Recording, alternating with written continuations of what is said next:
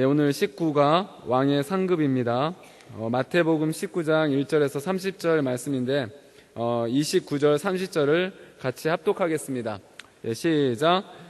또 내 이름을 위하여 집이나 형제나 자매나 부모나 자식이나 전토를 벌인 자마다 여러 배를 받고 또 영생을 상속하리라. 그러나 먼저 된 자로서 나중되고 나중된 자로서 먼저 될 자가 많으니라. 아멘. 예, 오늘 본문을 보게 되면 예수님의 예루살렘 행이 가까워 갈수록 더욱 더 많은 무리들이 주님을 쫓아가고 있는 것을 보게 됩니다.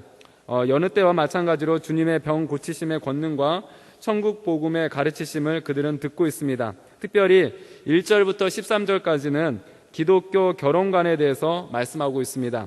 이혼에 관련된 부분, 그다음에 결혼한 부부의 안에서 결단코 언제 이혼해야 되는 부분에 대해서 엄숙하게 말씀하고 있습니다.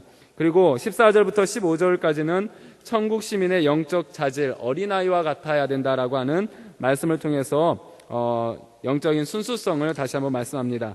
그리고 반기독 세력의 간단 없는 도전도 더욱 극심해 가는 것을 성경은 말씀합니다. 그 반기독 세력을 오늘 3절에 보게 되면 바리새인이라고 표현되고 있습니다. 예, 적으실 분들은 적으시길 바랍니다. 반기독 세력을 표현하고 있는 장면이 3절에 바리새인으로 표현되고 있습니다. 그런 가운데 어떤 부자 청년이 등장하고 있습니다. 그 부자 청년에 대해서 오늘 예수님이 언급하고 있는 부분을 같이 상고하면서 우리에게 주는 교훈이 무엇인가 같이 한번 상고해 보려 합니다. 먼저 부자 청년의 자기 착각과 불행을 설명합니다. 그 본문은 16절부터 22절까지 기록되고 있습니다.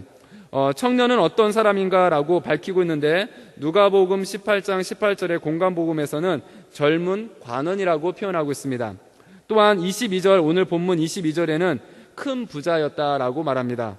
오늘 많은 재산으로 고민했다라는 것을 보게 되면 오늘 이 청년이 부자였다라는 것을 알 수가 있습니다.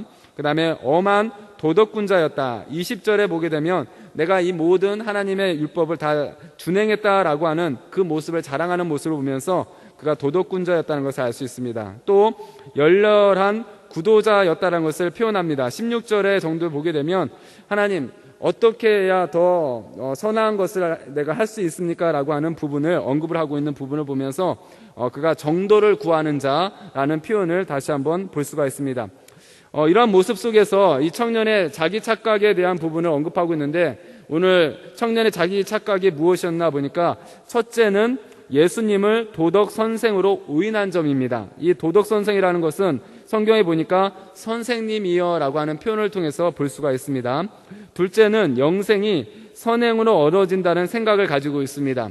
내가 많은 선행을 했는데 이 선행 가운데서 영생을 얻을 수 있습니까? 라고 하는 말을 또 그 청년이 던지고 있습니다. 셋째는 자신은 의롭고 부족함이 없다라고 여겼습니다. 이래도 부족한 것이 있습니까? 라고 하는 표현을 통해서 알 수 있습니다. 넷째는 물질의 가치와 목적에 대한 착각이 그에게는 있었습니다. 온전히 이 청년은 물질이 전부였다라는 것을 보여주고 있는 겁니다.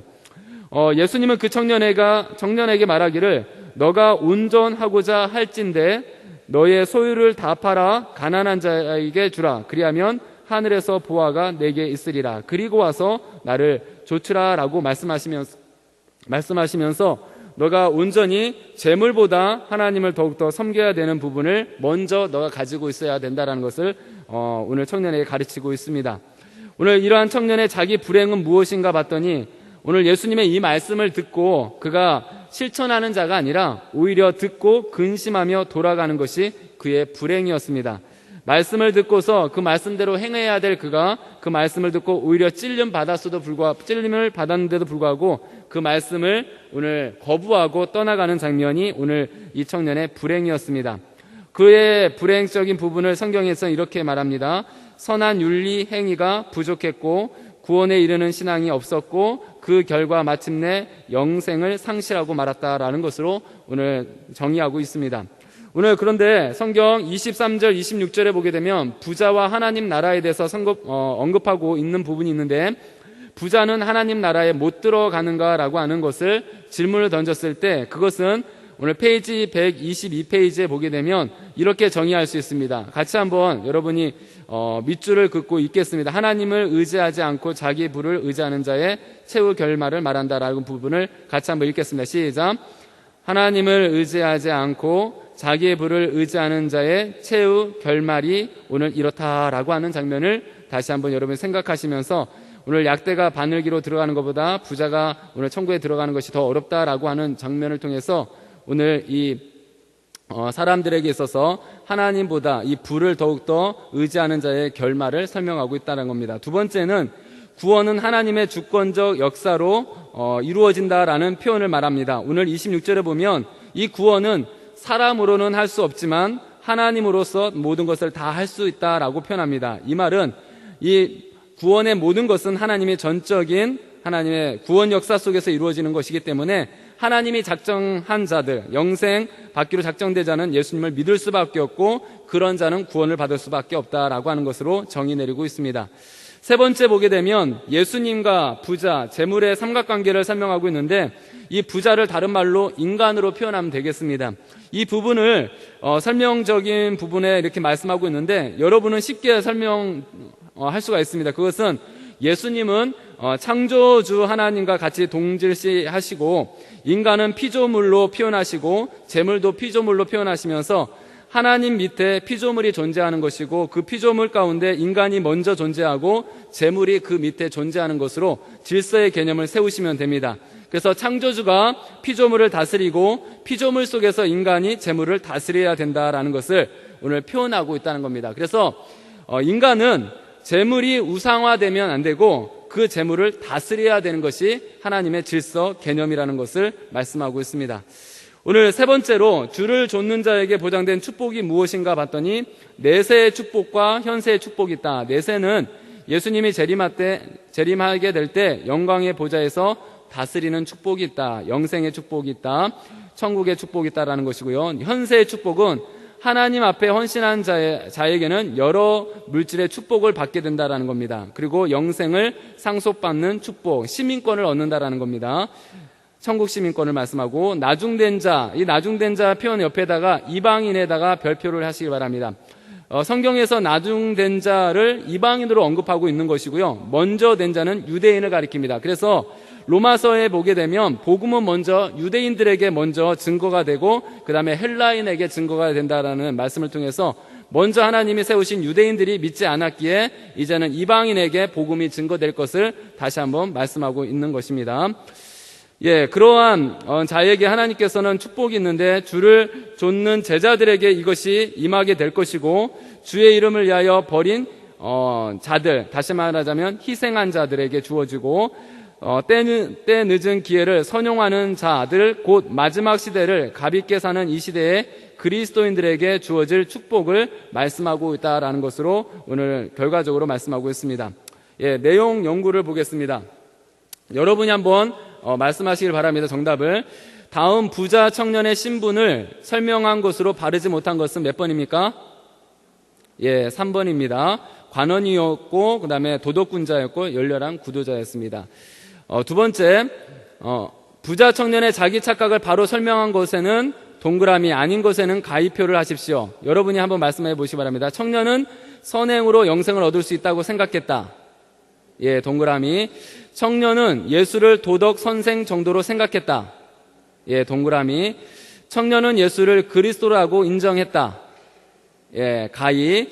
청년은 자신은 의롭고 부족함이 없다고 생각했다. 동그라미. 청년은 인생에게 무엇보다 물질이 소중하다고 생각했다. 동그라미. 세 번째, 부자 청년을 향해 주님이 지적해 주신 말씀의 내용이 아닌 것은 몇 번입니까? 4번입니다. 네 번째, 부자 청년의 진정한 불행은 무엇인가? 몇 번입니까? 3번, 자기 착각에 빠져 참 영생주 그리스도를 영접지 못한 것입니다.